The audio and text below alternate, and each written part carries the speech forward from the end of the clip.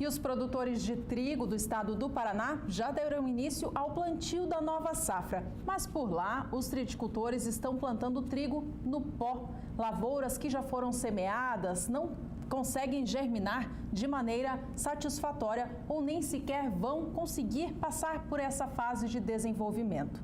Quem informou isso foi o Departamento de Economia Rural do estado do Paraná, através do seu boletim diário de acompanhamento de safra. Não chove no estado paranaense há mais de 30 dias em algumas localidades, deixando a época de plantio com uma condição muito imprópria para qualquer cultura, né?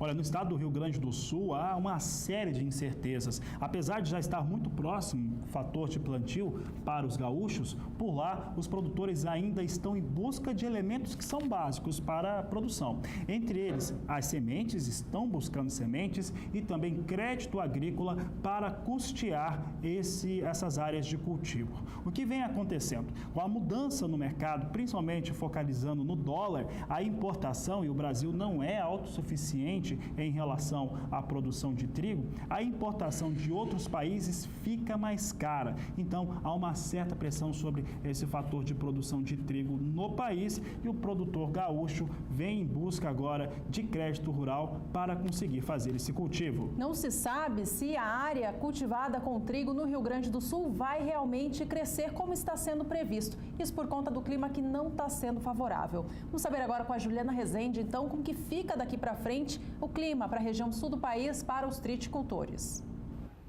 A ausência de chuvas no Paraná vem preocupando os produtores de trigo, que já começaram as atividades de plantio e agora, com o predomínio de tempo mais seco, a umidade do solo vem caindo aos poucos. No Paraná, a umidade já alcança em torno de 30% apenas no oeste e também no norte do estado. No Rio Grande do Sul, os produtores devem começar as atividades de plantio do trigo agora ao longo dos próximos períodos e as condições seguem bastante satisfatórias. As últimas chuvas vêm mantendo o solo com bastante umidade.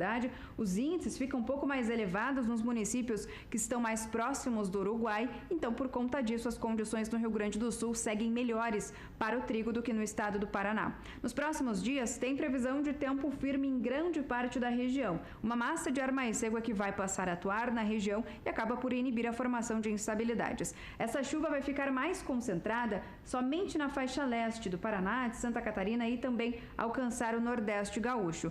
Do oeste até o sul do Rio Grande do Sul também tem risco para pancadas de chuva, mas são pancadas de chuva de fraca intensidade.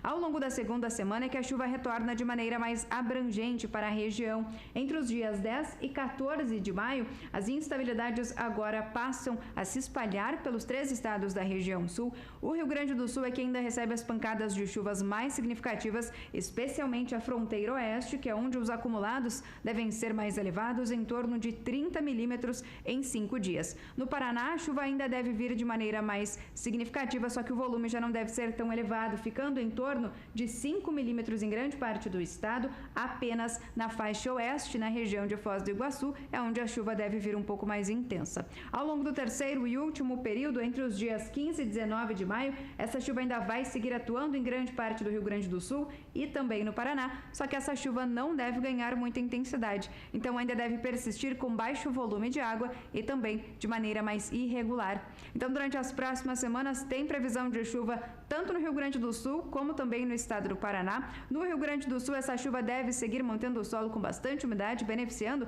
as lavouras de trigo que devem vir a ser plantadas ao longo dos próximos períodos. E no Paraná, essa chuva é bastante satisfatória. Após um período de tempo mais seco, em que o solo diminuiu de condições hídricas, agora a expectativa é de que essa chuva, apesar de ser um pouco mais fraca, consiga aumentar a umidade do solo, mesmo que de maneira mais pontual.